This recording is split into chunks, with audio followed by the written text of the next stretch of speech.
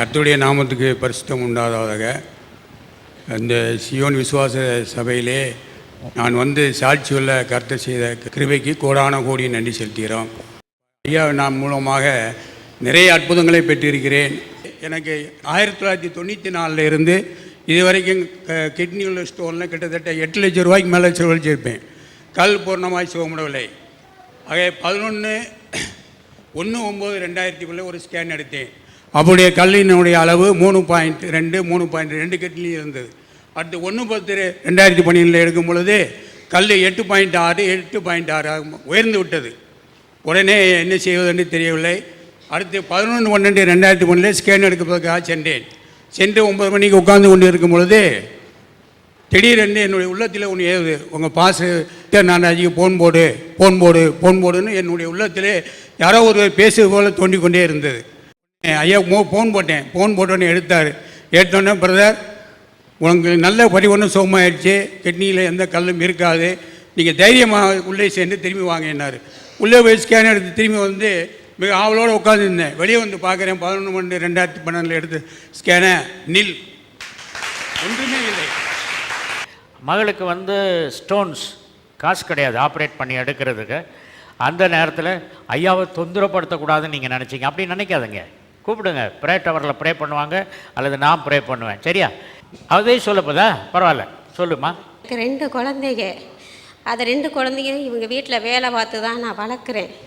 எனக்கு ஒரு 6 மாதமாகவே குறுக்கு வலி ரொம்ப வலிக்கும் போது ஓடி போய் ஒரு ஊசியை போட்டுட்டு நான் வேலைக்கு போயிடுவேன். இப்போ 1 மாதமாக ரொம்ப வலி வேதனை. என்னால் உட்கார முடியல, நிற்க முடியாது. எந்நேரம் படுத்து கூனி குறுகி போய் தான் படுத்திருப்பேன். அந்த அளவுக்கு எனக்கு ஒரு வேதனை. இவங்க தான் என்னை கூட்டிகிட்டு போய் ஒரு ஸ்கேன் எடுத்தாருங்க. அதில் 2 சென்டிமீட்டருக்கு நீர் பையில் கல் இருக்குதுன்னு சொன்னாங்க. 2 சென்டிமீட்டர் ரொம்ப வலி. இதை ஆப்ரேஷன் பண்ணணுன்னா 50,000 1 லட்சம் ஆகும்னு சொன்னாங்க. அந்த அளவுக்கு எனக்கு வசதி கிடையாது. பாஸ்டருடைய நம்பரே எங்கள் பாப்பாவுக்கு இந்த வீடு சார் கொடுத்தாரு. எங்கள் பாப்பா அந்த சார் ஃபோன் போட்டு எங்கள் அம்மா இந்த மாதிரி கல் வலியால் துடிக்கிறாங்க, ரவும் பகலும் தூக்கம் இல்லை சார் அப்படின்னு பாஸ்டருக்கு ஃபோன் போட்டு என் பொண்ணுக்கு சொன்னிச்சு. அம்மா கையில் குடும்ப ஃபோனை அந்த எங்கள் பாப்பா தான் காதில் ஃபோனை வச்சா. இன்றைக்கி நைட்டு நீ நல்லா தூங்குவாம்மா, உனக்கு வலி இருக்காதுன்னு சொன்னார். நான் நல்லா தூங்கிட்டேன். பாஸ்டருடைய சபத்தை நான் கேட்டேன், ஜீவகுருங்கிறது. அப்போ அந்த கையில் வகுத்தில் என் கையை வச்சுக்கிட்டு அப்போ கூட அதை உட்காந்து என்னால் கேட்கக்கூடிய நிலைமையிலையும் நான் இல்லை. கண்ணை முடிக்கிட்ட அவர் பேசுகிறத நான் கேட்டுக்கிட்டே, ஏசப்பா அந்த கல் எனக்கு வெளியே வந்துடணும் அப்படின்னு சொல்லி வச்சுக்கிட்டு ரொம்ப நான் அழுதேன். அதே மாதிரி செவ்வாய்க்கிழமை நைட்டு சாயங்காலம் 6 மணிக்கு எப்படி தான் அந்த கல் வெளியே வந்ததுன்னு தெரியல, வெளியே வந்துடுச்சு. எனக்கு ஒரு அதிசயம். This is the stone that has come out.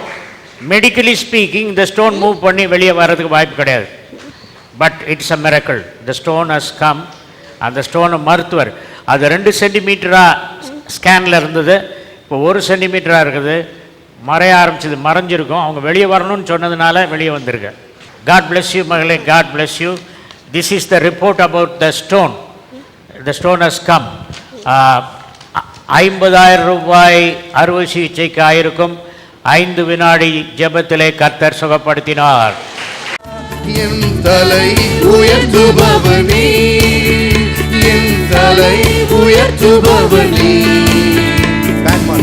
இடகமும் என் மகிமையுமா, என் தலை உயர்த்துபவனே, என் தலை உயர்த்துபவனே, சொல்லுங்க, என் தலை உயர்த்துபவனே, என் கேடகமும் என் மகிமையுமா, என் தலை உயர்த்துபவனே, ஆகாதது ஒன்றுமில்லை.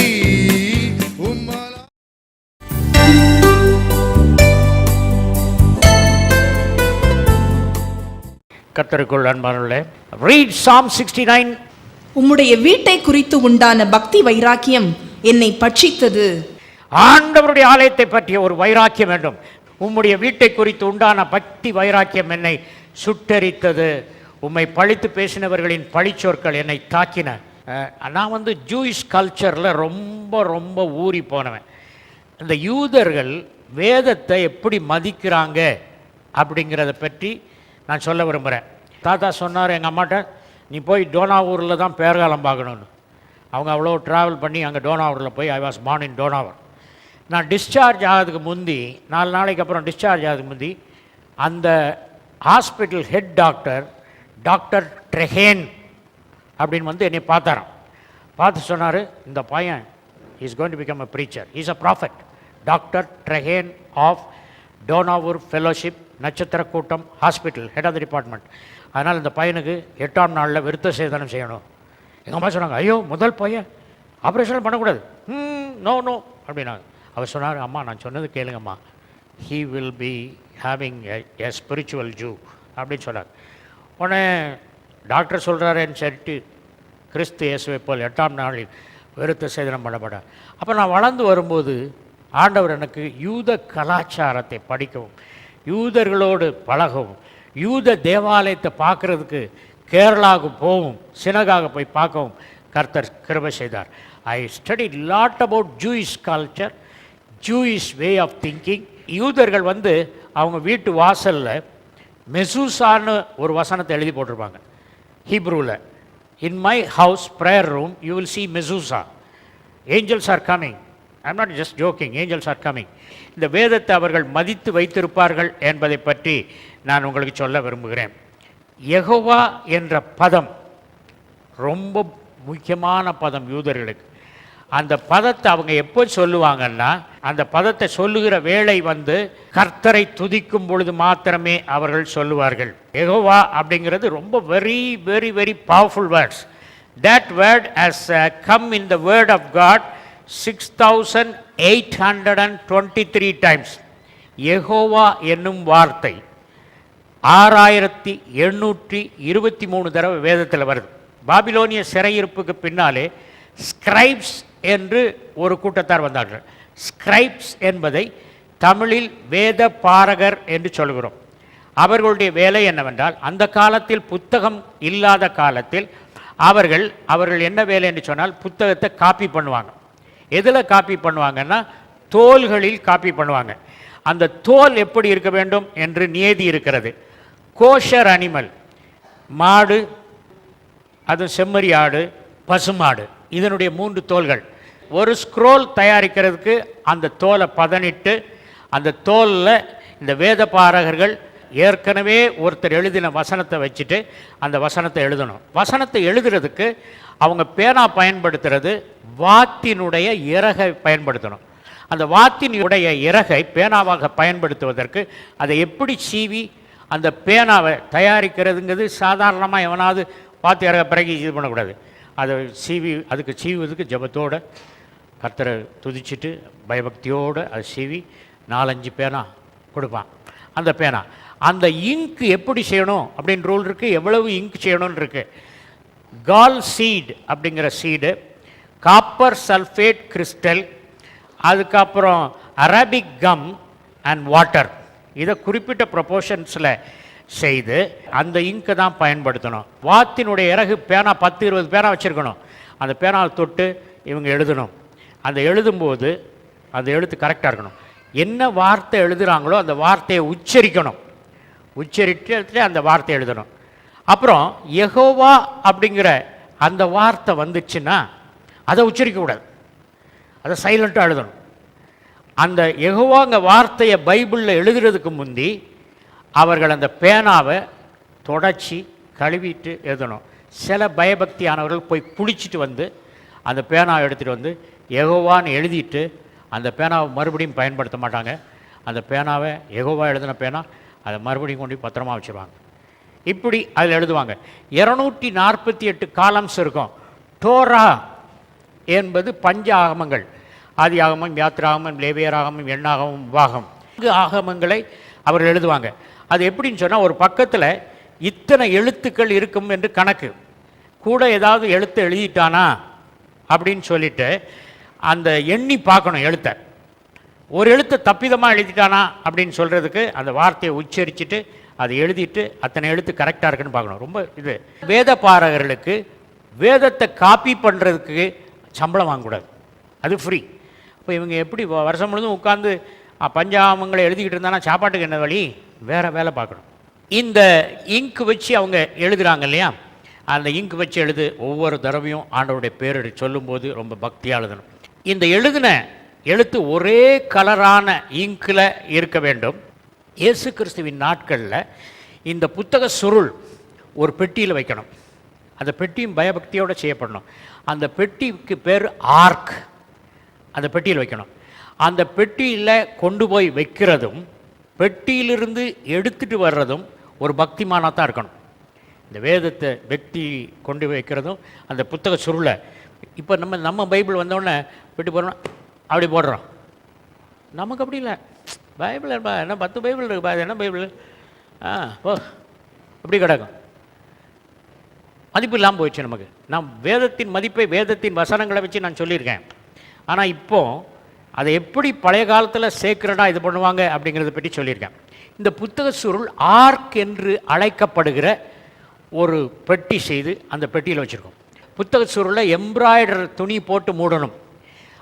ஆசாரியனுடைய உடை எப்படியெல்லாம் இருந்தது, ஆசாரியனுக்கு நெற்றி பட்டம்னு ஒரு க்ரௌன் இருக்கும், அதே மாதிரி இந்த புத்தக சுருளுக்கு சில்வர் க்ரௌன் கொண்டு வந்து வைப்பாங்க. இந்த ஸ்க்ரோலில் உள்ள எழுத்தை வாசிக்கிறதுக்கு அந்த இயேசு கிறிஸ்து தன்னுடைய சொந்த ஊருக்கு போகும்போது ஏசாயா தீர்க்கதரிசன புத்தகத்தை வாசித்தார். லூக்கா 4ஆம் அதிகாரத்தில் இருக்குது.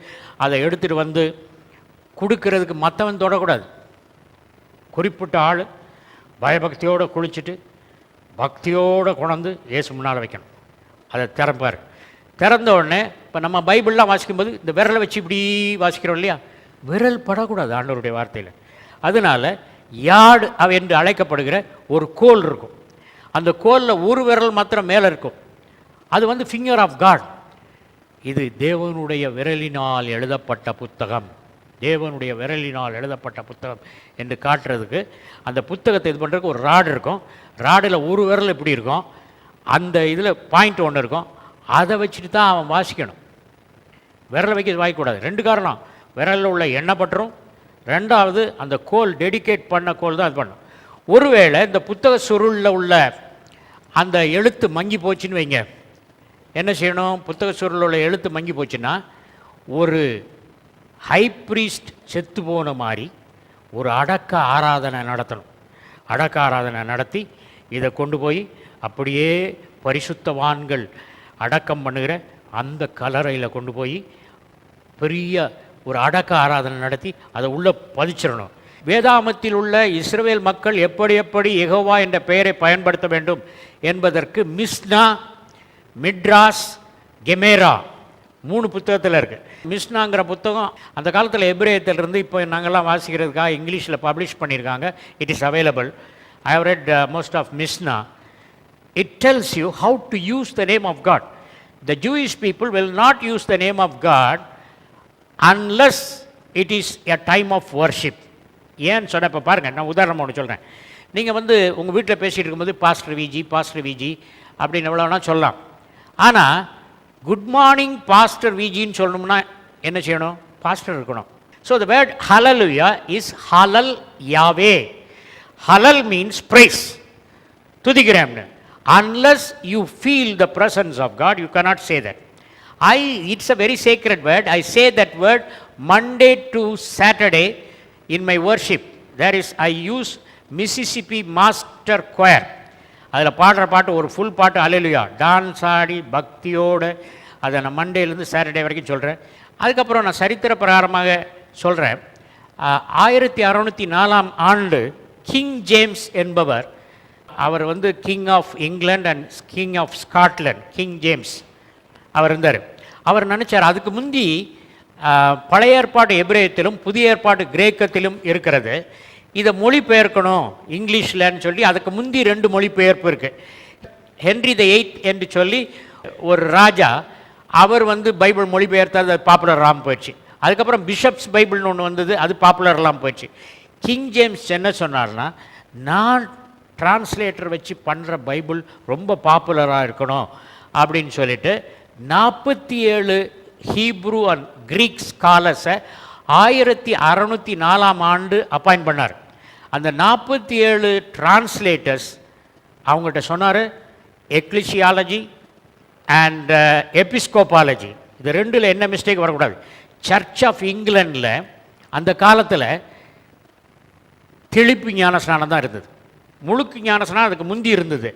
முழுக்கு ஞானஸ்நானம் சர்ச் ஆஃப் இங்கிலாண்டில் இருக்கும்போது தெளிப்பு ஞானஸ்நானம் வர்றதுக்கு என்ன காரணம்னு சொன்னால், சில பெரிய பிரபுக்கள், அரிஸ்டோக்ராட்ஸ், அவங்களுடைய குழந்தைகள் சிக்கான உடனே அவங்க வந்து சொன்னாங்க, ராஜா எங்கள் குழந்தை சிக்காயிடுச்சு, அதுக்கு ஞானஸ்நானம் கொடுத்தா தான் பரலோகம் போகணும்னு நாங்கள் நினைக்கிறோம். அதனால் அதுக்கு போய் இப்போ குளிர்ந்த தண்ணியில், நம்ம இங்கிலாந்து கோல்டில் உள்ள தண்ணியில் போய் ஞானஸ்நானம் கொடுக்க முடியாது. அதனால் நீங்கள் என்ன செய்யுங்க, கொஞ்சம் தண்ணியை தெளித்து உங்கள், அந்த காலத்தில் bishop as well as the king, the head of the church as well as the head of the state is the king. King தான் பிஷப், சர்ச்சுக்கு ஹெட் அவர் தான். அதனால் அந்த பிரபுக்கள் சொன்னாங்க, எங்கள் பிள்ளைகளுக்கு ஞானஸ்நானம் கொடுங்க, தெளிப்பு கொடுங்கன்னாரு. அப்போ தெளிப்பு ஞானஸ்நானம் வந்துச்சு. எலெக்ஷன் போட்டாங்க, ஓட்டில் 23 ஓட்டு தெளிப்பு வேண்டாம், 24 ஓட்டு தெளிப்பு வேணும், தெளிப்பு ஞானஸ்நானம். அதனால் ஒரு ஓட்டில் அடிபட்டு போச்சு. ஏன்னா சர்ச் ஆஃப் இங்கிலாண்டில் ஸ்ப்ரிங்க்லிங் பேப்டிசம் வந்துருச்சு. அதான் இப்போ சர்ச் ஆஃப் இங்கிலாந்து சர்ச்சஸில் நடந்துகிட்ருக்கு. அப்போ இந்த மொழிபெயர்ப்பாளர்கள் என்ன செய்தாங்கன்னு சொன்னால், மொழிபெயர்த்துக்கிட்டே இருக்கும்போது பேப்டைசோ அப்படிங்கிற வேர்டு வந்தது. பேப்டைசோங்கிற வேர்டுனா என்ன அர்த்தம்னா, கிரேக்கத்தில் தண்ணீருக்குள் மூழ்கி எடுப்பது, அதுதான் ஞானஸ்நானம். அது எங்கெல்லாம் வருதுன்னு சொன்னால், இப்படி விரலை தண்ணீரில் தோய்த்து என் நாக்கில் வையும், அங்கே பேப்டைசோ வருது. இந்த மக்கள் யார்? தங்கள் வஸ்திரங்களை ஆட்டுக்குட்டியானவரின் ரத்தத்தில் தோய்த்தவர்கள், அங்கே பேப்டைசோன்னு வருது.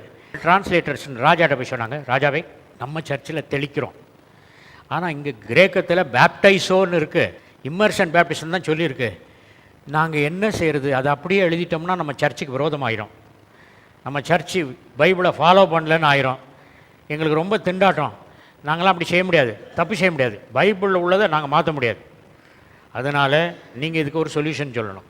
ராஜா திணறிட்டார். இப்போ தெளிப்பு ஞானஸ்நானம் டிரான்ஸ்லேஷனில் பண்ண முடியாதுன்னு மொழிபெயர்ப்பார்கள் 47 பேருன்னு சொல்கிறான். என்ன பண்ணுறது? யோசித்துட்டு நாளைக்கு சொல்கிறேன்ட்டார். போங்க யோசித்து சொல்கிறேன்னார். டிரான்ஸ்லேட்டர்ஸ் அடுத்த நாள் வந்தாங்க. என்ன ராஜாவே என்ன சொல்கிறது? முழுக்கு ஞானஸ்நானம், விசுவாசி ஞானஸ்நானம் மொழிபெயர்த்துடலாமா? அதெல்லாம் வேண்டாம்ப்பா, ஒன்றும் தெரியாமல் பேப்டைஸவங்க வேடை பேப்டிசம்னு மாற்றி போடு, யாருக்கும் இந்த வேடை எங்கேயும் இதுக்கு முந்தி கிடையாது, அதனால் என்னன்னே எவனுக்கும் தெரியாது, அதனால் போடுன்றார். ஓகே ராஜா போடுறோன்றார். அதே மாதிரி again they went to the king. The word halal Yahweh comes 20 times in the book of Psalms. அப்போ கிங் ஜேம்ஸ் டிரான்ஸ்லேட்டர் சொல்லிட்டாங்க, நாங்கள் இந்த வேர்டை போட முடியாது, ஹல்லேலூயான்னு போட முடியாது. கிங் ஜேம்ஸ் பைபிளில் ஹல்லேலூயாங்கிறது புக் ஆஃப் சாம்ஸில் கிடையாது, பிரைஸ் த லார்டு தான் போடும்.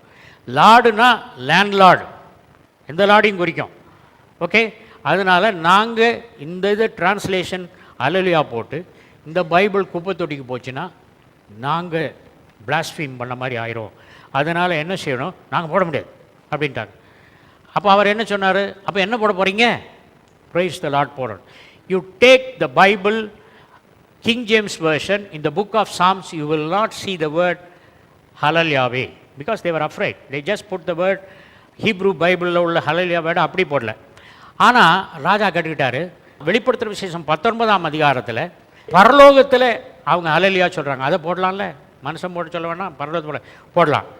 So the book of the word halal Yahweh comes 20 times in the book of Psalms, starting from 104 onwards. This word is very familiar. It doesn't come in the book of Torah.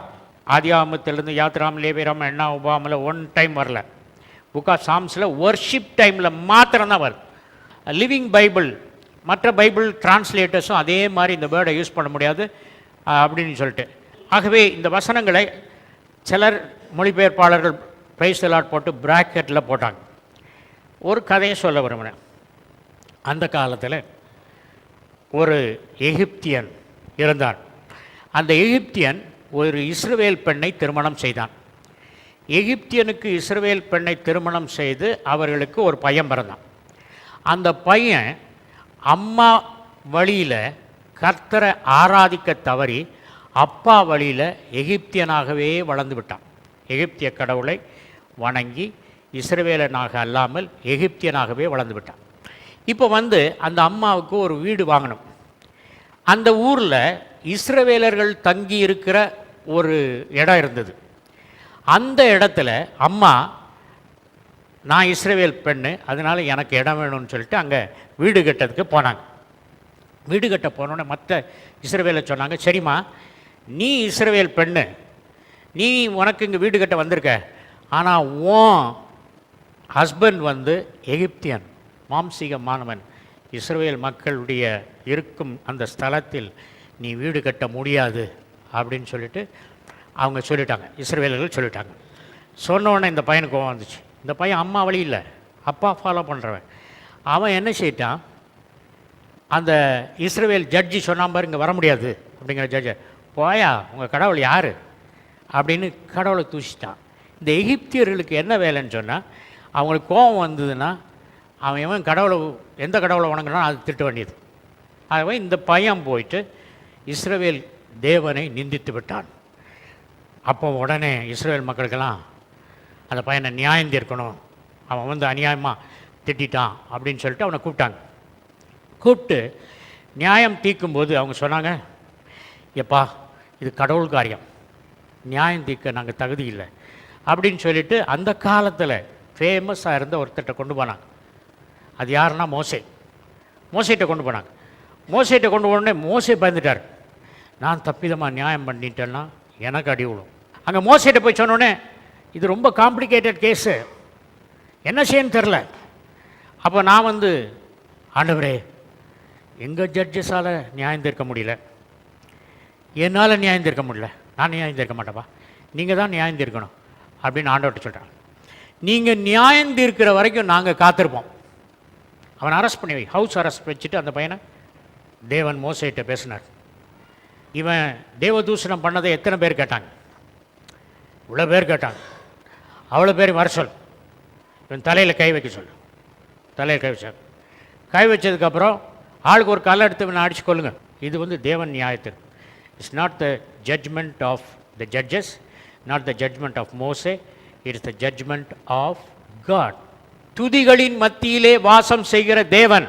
துதிக்க ஆரம்பித்த உடனே தேவன் வந்துடுறார் ஐயா. அவர் இருக்கும்போது அவருடைய பிரசன்னத்தை சொல்லலாம். Victor Gnanaraj இருக்கும்போது தான் விக்டர் ஞானராஜ் குட் மார்னிங்னு சொல்ல முடியும். விக்டர் ஞானராஜ் இருக்கும்போது தான் தேங்க்யூ விக்டர் ஞானராஜ் சொல்ல முடியும், தேங்க்யூ விஜின்னு சொல்ல முடியும். அதே மாதிரி ஒர்ஷிப் டைமில் தேவன் வந்த சமயத்தில் தான் சொல்ல முடியும். அப்பாசில் பால் பெஞ்சமின் கோத்திரத்தை சேர்ந்தவன், அவன் எபிரேயனில் எபிரேயன், நியாயப்பிரமாணத்தின்படி குற்றம் சாட்டப்படாதவன். He has not said that word once in all his 13 epistles. People preached. Day of Pentecost, Peter preached, but he has not used that word. He knows the word, he has not used the word. And Apostle Paul preached in Mars Medaila, preach panna. He has not used that word because of the fear of the Lord. I want to read this story that I have said. உங்களுக்கு முன் சொல்லப்பட்ட இந்த சரித்திரம் என்னுடைய கட்டுக்கதை அல்ல, வேதத்தில் உள்ள கதை. லேவியராகமம் 24ஆம் அதிகாரம் 11ஆம் வசனம். அப்பொழுது இஸ்ரவேல் ஜாதியான அந்த ஸ்திரீயின் மகன் கர்த்தரின் நாமத்தை நிந்தித்து தூஷித்தான். அவனை மோசேயினிடத்தில் கொண்டு வந்தார்கள்.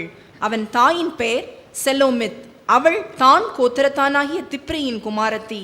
கர்த்தரின் வாக்கினாலே தங்களுக்கு உத்தரவு வருமட்டும் அவனை காவல்படுத்தினார்கள். அப்பொழுது கர்த்தர் மோசேயை நோக்கி, தூஷித்தவனை பாளையத்துக்கு புறம்பே கொண்டு போ. கேட்டவர்கள் எல்லாரும் தங்கள் கைகளை அவன் தலையின் மேல் வைப்பார்களாக. பின்பு சபையார் எல்லாரும் அவனை கல்லறிய கடவர்கள். மேலும் நீ இஸ்ரவேல் புத்திரரை நோக்கி, எவனாகிலும் தன் தேவனை தூஷித்தால் அவன் தன் பாவத்தை சுமப்பான். கர்த்தருடைய நாமத்தை நிந்திக்கிறவன் கொலை செய்யப்பட வேண்டும். சபையார் எல்லாரும் அவனை கல்லறிய வேண்டும். பரதேசியானாலும் சுதேசியானாலும் கர்த்தரின் நாமத்தை தூஷிக்கிறவன் கொலை செய்யப்பட வேண்டும். As a Jewish person who is circumcised on the 8th day, I use the name profusely from Monday to Saturday. I am afraid to use it here because I cannot realize the full name.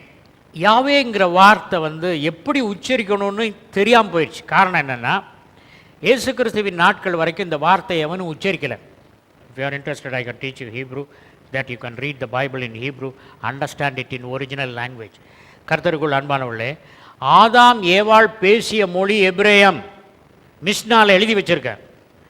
ஆதாம் ஏவாள் பேசின மொழி என்னன்னு சொல்லிட்டு மிஸ்னால் எழுதி வச்சு. What is Mishnah? Mishnah is the oral tradition written by several scholars. அது மாத்திரமல்ல, பரலோகத்தில் பேசப்படும் மொழியும் எபிரேயம்னு எழுதப்பட்டிருக்கு. அதனால தான் I was interested in Hebrew. Very tough language, very tough grammar. ஒரு புள்ளி வச்சா, ஒரு சின்ன புள்ளி வச்சா மாறிடும், புள்ளி வச்சா மாறிடும், எழுத்து மாறிடும். அது வந்து யாவேங்கிறது 4 எபிரேய சொற்கள்னால் உண்டானது. ஒவ்வொரு எபிரேய எழுத்துக்கும் நம்பர் உண்டு. யாடு, யாவேங்கிறதுக்கு 4 வார்த்தை. யாட், ஹே, வேவ், ஹே, 4 எழுத்து. யாடுங்கிறதுக்கு 10 நியூமரிக்கல் வேல்யூ. டெட்ரா கிராமேட்டன்னு பேர் இதுக்கு. யாடுக்கு 10, ஹேய்க்கு 5, வேவுக்கு 6, ஹேய்க்கு 5, மொத்தம் கூட்டினா 26. ஹோலி மவுண்டன், எருசலேமில் உள்ள ஆலயம் 26 ஏக்கரில் கட்டப்பட்டது. அதனால் இந்த நேம் சேக்கரட். எருசலேமில் 3 மலைகள் அமர்ந்திருக்கு. அந்த 3 மலைகளில் ஒன்று ஓஃபால் மவுண்டன், சியோன் மலை, மோரியா மலை. இந்த 3 மலை இருக்குது. இந்த 3 மலையும் எப்படி இருக்குன்னா இப்படி இப்படி இப்படி இருக்குது, இப்படி மாதிரி இருக்கு. இந்த எழுத்து வந்து எபிரேயத்தில் 21வது எழுத்து. இந்த இது 21வது எழுத்து. இங்கே ஒரு புள்ளி வரும். இது வந்து ஷின்னு பேர், எஸ்ஹெச்ஐஎன், ஷின், 21வது எழுத்து. இந்த ஷின் எழுத்து மாதிரி அந்த 3 மலையும் இருக்குது. ஆண்டவருடைய பேர். இந்த ஷின்ங்கிறதுக்கு என்ன அர்த்தம்னா ஷதாய். சதாய்னா ஆல்மைட்டி. ஜெனிசிஸ் 1:17 முதல்ல வருது இந்த வேர்டு, எல் ஷதாய், ஷதாய். ஆகவே ஷின் என்ற எழுத்து வந்து 26 நியூமெரிக்கல் வேல்யூ, டெட்ரா கிராமேட்டன். அந்த 26 ஏக்கரில் அந்த எருசலேம் மலை அமர்ந்திருக்கு. ஆண்டவர் அந்த நகரத்தை ஆசீர்வதித்திருக்கிறார், அவர் பெயரை ஆசீர்வதித்திருக்கிறார். இன்றைக்கி துதிக்கும் பொழுது இதயத்தின் ஆழத்திலிருந்து அல்லேலூயா சொல்லி கர்த்தரை நீங்கள் ஆராதிக்க வேண்டும். 1227ஆம் ஆண்டு ஸ்டீஃபன் லாங்டன் என்பவர் தான் இந்த வேதாமத்தை அதிகாரங்களாகவும் வசனங்களாகவும் பிரித்தார். 1448 கிபியில் தான் ராபி நேத்தன் என்பவர் யூத வேதாமத்தில், ஜூயிஷ் வேதாமத்தில், Bible has to be treated with respect, ரொம்ப கனத்தோடு இது பண்ணலாம். Not only Bible verses should be used with respect. நமக்கு வந்து ரொம்ப கடவுளை பற்றி சொல்கிறதெல்லாம் ரொம்ப லைட்டாக போச்சு, very light. You can just rattle off like சரவடி. Maybe I am wrong, but now we are going to worship the Lord. Let's say Hallelujah in our worship. I want you not to tell in time of worship only. Monday through Saturday, you say this word as many times as possible in worship. ஆராதனை பண்ணுறவங்க இங்கே மாத்திரம் ஆராதனை பண்ணக்கூடாது, வீட்லேயும் பண்ணுங்க.